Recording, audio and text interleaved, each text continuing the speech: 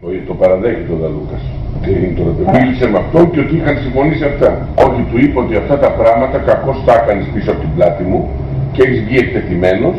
Και εγώ εκείνη την εποχή ήμουν στην Ιταλία με την ομάδα. Με παίρνει τηλέφωνο πριν το περιστατικό. Άκουσε με να δεις πως έχει. Του λέω είμαι στην Ιταλία, έχω 2-3 ανθρώπους εδώ πέρα. Μήπως βρούμε άκρη. Τον παίρνω τηλέφωνο την Παρασκευή. Του λέω δεν υπάρχει τίποτα. Είναι ένας νέος βουλευτής, ο οποίος θέλει να κάνει καριέρα. Δεν πλησιάζει. Αυτό μου είπαν οι άνθρωποι και τον παίρνω τηλέφωνο και του λέω δεν υπάρχει τίποτα από εδώ.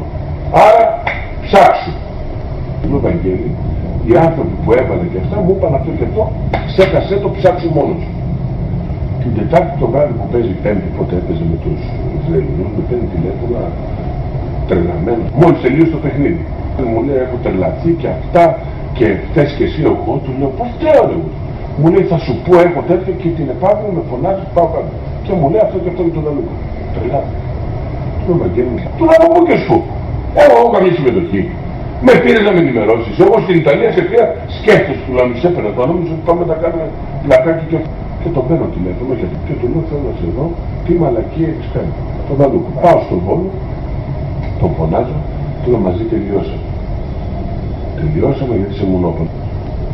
Δεν πήρε τα λεφτά, αλλά υπήρχε λόγος τιμής, ένα και τα άλλα. Ό,τι μου είπε ο Βαγγέλης μου είπε και αυτός. Και του τελειώσαμε μαζί, δεν θέλω ούτε καλημέρα.